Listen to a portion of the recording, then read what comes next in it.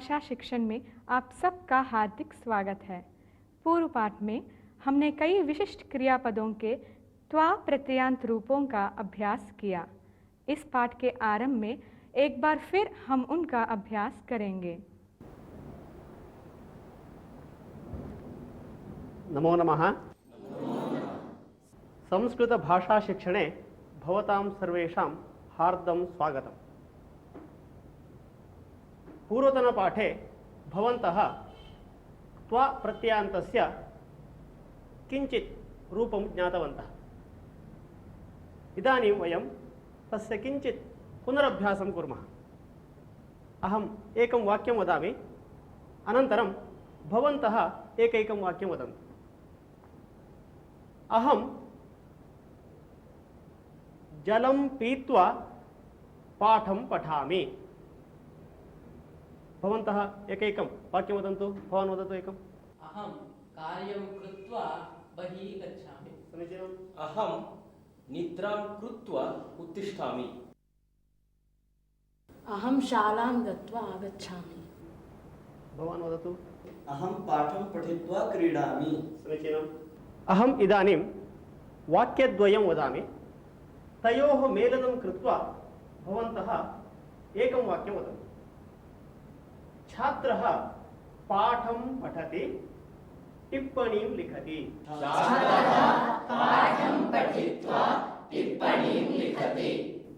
कृषकः भूमिं खनति, सस्यं रोपयति। भूमिं खनित्वा सस्यं रोपयति। सस्यं रोपयति।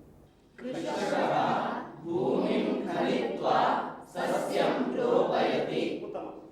कृष्णः रथं स्थापयति, अर्जुनम् उपदिशति।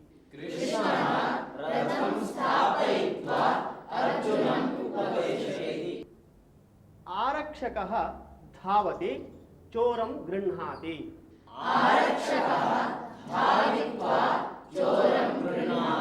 समीचीनम्। बालिका नृत्यति, जनान् तोषयति।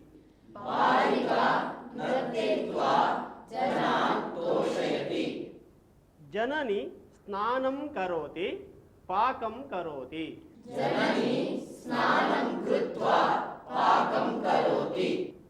छात्रः अध्यापकं पश्यति, नमस्करोति।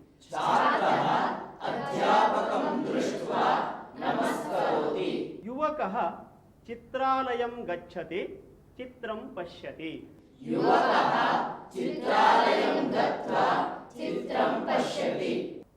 पूर्वतनपाठे वयम् उदित्वा, नर्तित्वा, उक्त्वा, पक्त्वा, रुदित्वा, दग्ध्वा, स्थित्वा, इष्ट्वा इत्यादि विशिष्टानि रूपाणि ज्ञातवन्तः।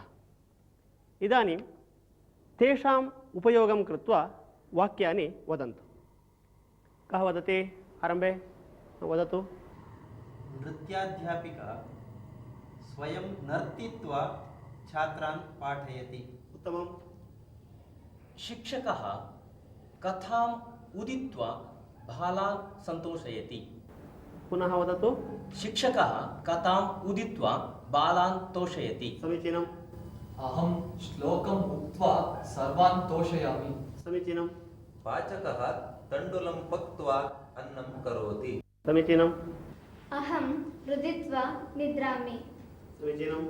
अहं स्थित्वा गीतं गायामि। अहम् इष्ट्वा संस्कृतं पठामि। अहं विद्यालयं गत्वा पाठं पठामि। पूर्वतनपाठे वयं तुमुन् प्रत्ययान्तरूपाणि कानिचन ज्ञातवन्तः।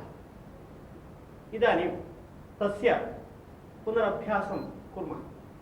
अहं कानिचन वाक्यानि आरम्भे कथयामि, अनन्तरं भवन्तः एकैकं वाक्यं कथयन्तु। अहं शालां गन्तुम् इच्छामि। सः पाठं पठितुं शालां गच्छति। बालिका टिप्पणीं लेखितुं लेखनीम् अन्विष्यति। मम पिता कार्यं कर्तुं कार्यालयं गच्छति। वदतु, भवान् वदतु। बालकः मुखं प्रक्षालयितुं स्नानगृहं गच्छति। समीचीनम्। अहं पेयं पातुम् आपणं गच्छामि। अहं कन्दुकं दातुं मित्रस्य गृहं गच्छामि। समीचीनम्। जनाः चलच्चित्रं द्रष्टुं चित्रमन्दिरं गच्छन्ति। उत्तमम्। बालकः पुस्तकं क्रेतुम् आपणं गच्छति। अहं संस्कृतसम्भाषणं ज्ञातुं शिबिरम् आगच्छामि। उत्तमम्। बसवराजमहोदयः चाकलेहं खादितुम् इच्छति। अहं क्रीडितुं क्रीडाङ्गणं गच्छामि। समीचीनम्। अहं वैद्यकीयक्षेत्रे कार्यं कर्तुम् इच्छामि। उत्तमम्। अहं ज्ञानं सम्पादयितुं ग्रन्थालयं गच्छामि। समीचीनम्। सर्वाः भजनार्थम् उपवेष्टुं मन्दिरं गच्छन्ति। उत्तमम्। अहं विषयं ज्ञातुं विद्यालयं गच्छामि। अहं मनश्शास्त्रं पठितुम् इच्छामि। समीचीनम्। सा बालं प्रेषयितुं गच्छति। समीचीनम्। अहं क्रीडितुं क्रीडाङ्गणं गच्छामि। अहम् उत्तमा गायिका भवितुम् इच्छामि। उत्तमम्। अहं पाठं पठितुं गच्छामि। वयम् इदानीं केषाञ्चित् विशिष्टरूपाणाम् अभ्यासं कुर्मः।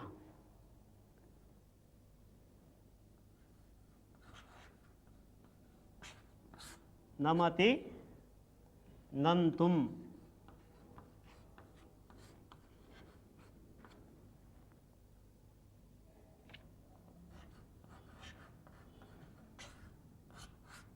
पचति,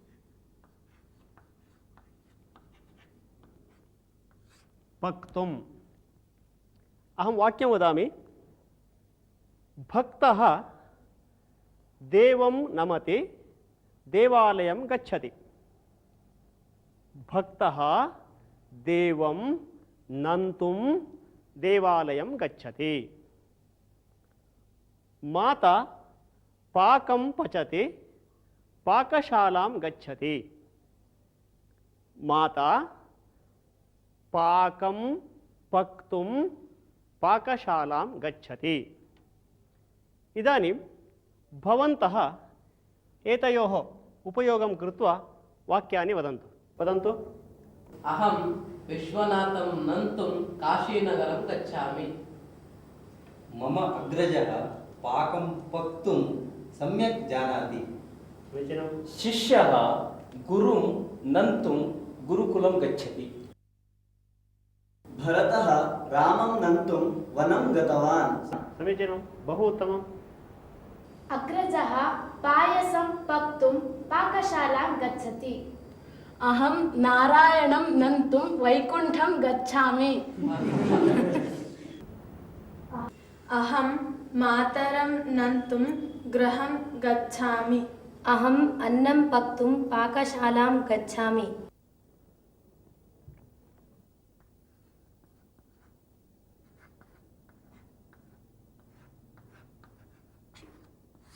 गृह्णाति, ग्रहीतुं।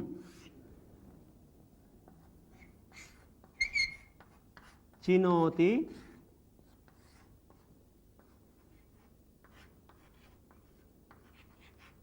चेतुम्। इदानीम् अहं वाक्यं वदामि। आरक्षकः चोरं ग्रहीतुं धावति।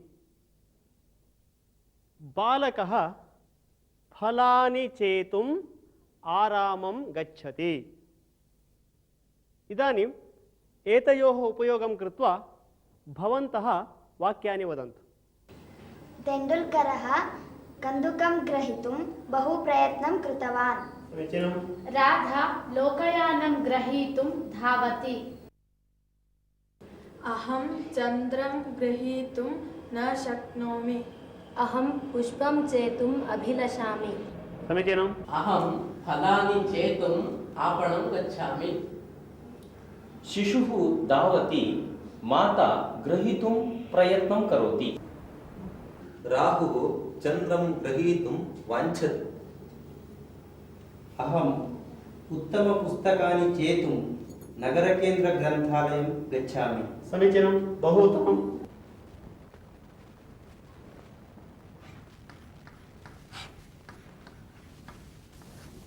गायति, गातुं,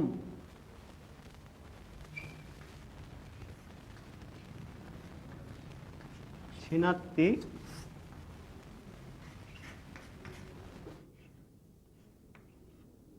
छेत्तुम्। अहं वाक्यं वदामि। अहं सम्यक् गातुं न जानामि। कृषिकः वृक्षं छेत्तुम् अरण्यं गच्छति।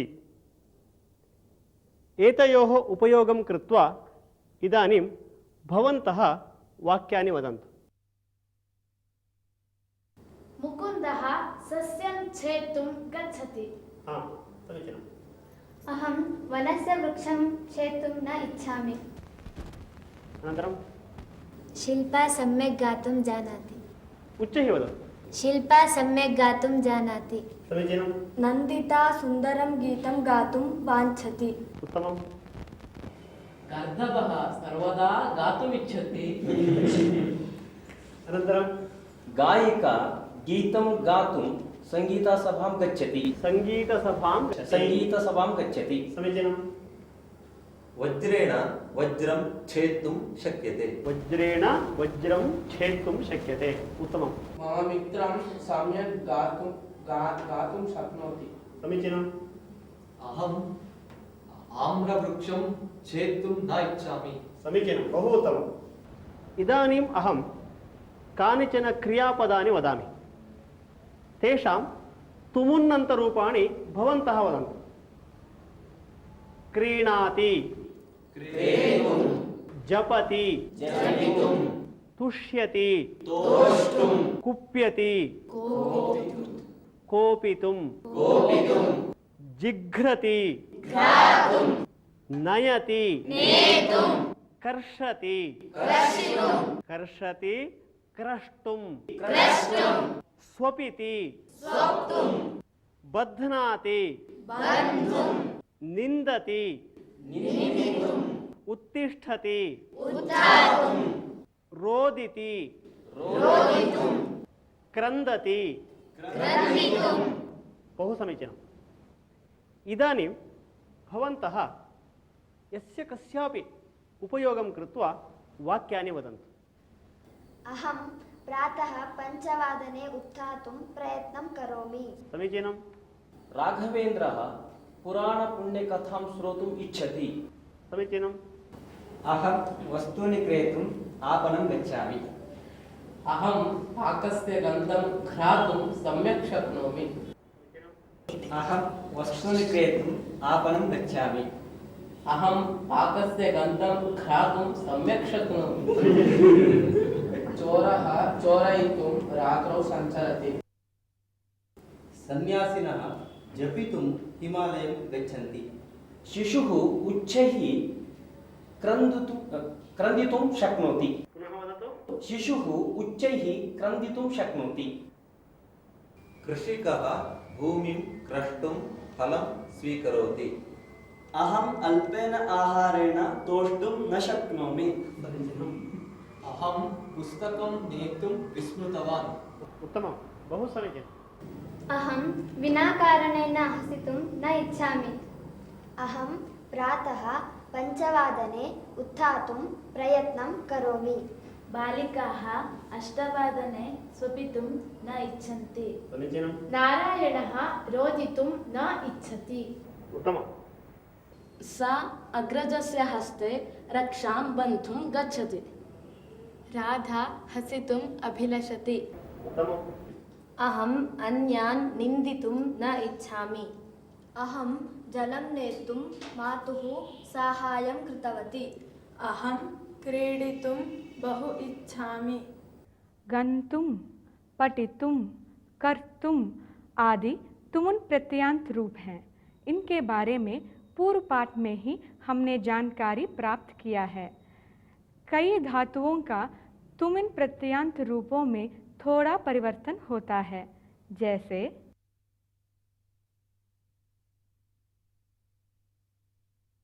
नमति, नंतुम,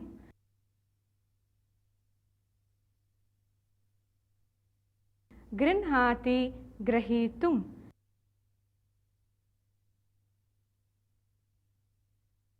चिनोति, चेतुम,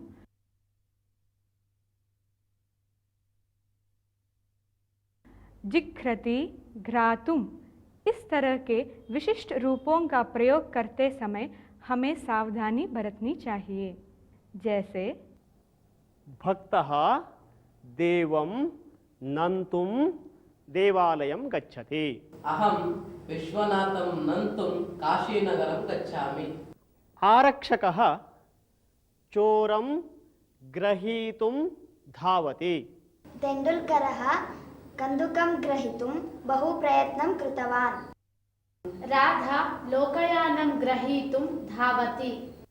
बालकः फलानि चेतुम् आरामं गच्छति। अहं फलानि चेतुम् आपणं गच्छामि। वृक्षं छेत्तुम् अरण्यं गच्छति। मुकुन्दः सस्यं छेत्तुं गच्छति। अहं वनस्य वृक्षं छेत्तुं न इच्छामि। इदानीं वयम् एकं सुभाषितं शृणुमः।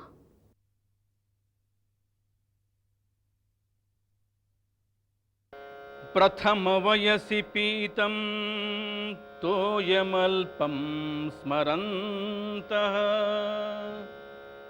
शिरसि निहितभाराः नारिकेलानराणाम्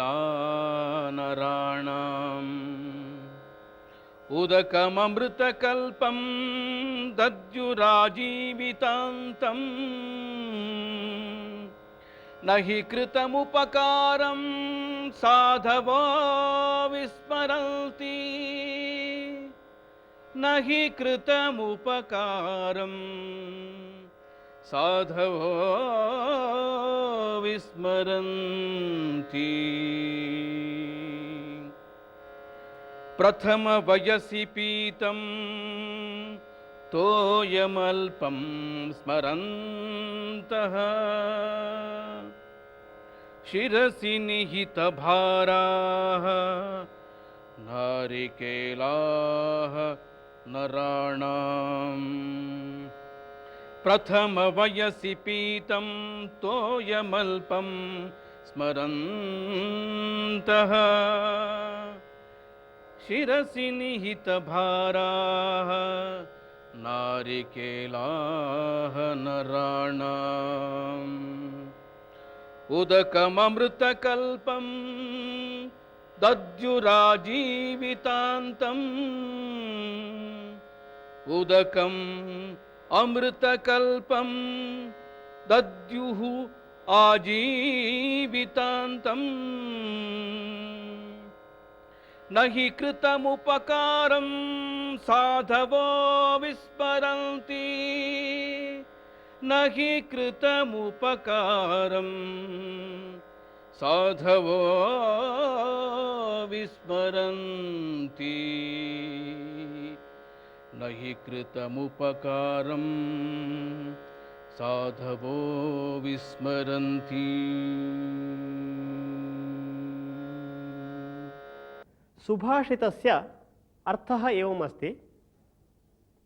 नारिकेलवृक्षः यदा लघु भवति तदा जनाः तस्य किञ्चित् जलं यच्छन्ति। तेन जलेन सः नारिकेलवृक्षः वर्धते। अनन्तरं सः नारिकेलवृक्षः पूर्ववयसि पीतं जलं स्मरन् जीवितान्तं यावत् जनेभ्यः अमृतसमानं रुचिकरं जलं यच्छति।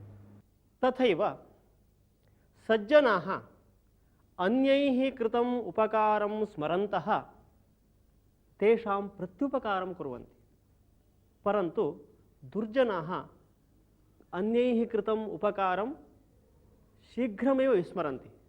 सज्जनानां स्वभावः तथा नास्ति। आजीवनं यावत् तेषाम् उपकारं स्मरन्तः जनेभ्यः उपकारं कुर्वन्ति। एषः अस्य सुभाषितस्य अर्थः। सुभाषित का अर्थ: मानव नारियल के वृक्ष को लगाते समय उसे थोड़े जल से सींचता है। नारियल का वृक्ष मनुष्य के इस उपकार को कभी नहीं भूल पाता है। उस थोड़े से जल के लिए वही नारियल वृक्ष मनुष्य को प्रचुर मात्रा में स्वादिष्ट जल प्रदान करता है। अर्थात सज्जन पुरुष दूसरों के द्वारा किए गए उपकार को कभी नहीं भूलते।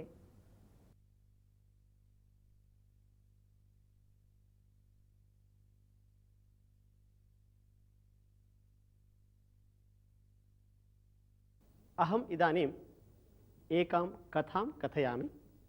भवन्तः सावधानेन शृण्वन्तु। एकदा महाराजस्य युधिष्ठिरस्य आस्थानं कश्चन याचकः आगच्छति। सः आगत्य महाराजं पृच्छति, भो महाराज, मह्यं 100 नाणकानि ददातु इति। महाराजः, बन्धो श्वः आगच्छतु, श्वः भवते नाणकानि ददामि इति कथयति। याचकः अस्तु महाराज इति महाराजं नमस्कृत्य गच्छति। एतत् सर्वं पार्श्वे स्थितः भीमसेनः पश्यन् आसीत्। भीमसेनः एतत् सर्वं दृष्ट्वा एकवारं किञ्चित् हसति, हसित्वा द्वारं प्रति गच्छति। महाद्वारस्य समीपे एका विजयघण्टा आसीत्। भीमसेनः तत्र गत्वा विजयघण्टायाः वादनं करोति। तत् श्रुत्वा युधिष्ठिरः विस्मितः अभवत्, यतः यदा पाण्डवसेना विजयं प्राप्नोति अथवा राज्ये विशेषः महोत्सवः भवति तदा एव सा घण्टा वाद्यते। अतः युधिष्ठिरः विस्मितः अभवत्। युधिष्ठिरः भीमसेनम् आहूय किमर्थं घण्टावादं कृतवान् इति पृच्छति। तदा भीमसेनः वदति, अग्रज, अद्य सर्वश्रेष्ठः विजयः प्राप्तः अस्ति, यतः तादृशं विजयं एतावत् पर्यन्तं जगति यः कोऽपि न प्राप्तवान् इति भीमसेनः वदति। तदा धर्मराजः, किं भवान् विनोदं वदति वा? कः सः विजयं प्राप्तवान् इति पुनः पृच्छति। तदा भीमसेनः वदति, इदानीं भवान् तं याचकं भवता अभिलषितं श्वः दास्यामि इति उक्तवान् किल? एतेन ज्ञायते भवान् श्वः पर्यन्तं निश्चयेन जीवति इति। एषः मृत्योः उपरि दिनपर्यन्तकः सर्वश्रेष्ठः विजयः भवति इति भीमसेनः उक्तवान्। तदा युधिष्ठिरः भीमसेनस्य वचनस्य तात्पर्यं ज्ञात्वा लज्जितः भवति। तदा युधिष्ठिरः तं याचकं पुनः आहूय तस्मै नाणकानि दत्त्वा तं प्रेषयति। कथायाः अर्थः ज्ञातः वा? धन्यवादः। नमो नमः। इसी के साथ अब यह पाठ समाप्त होता है। अगले पाठ में फिर मिलेंगे। तब तक के लिए धन्यवाद।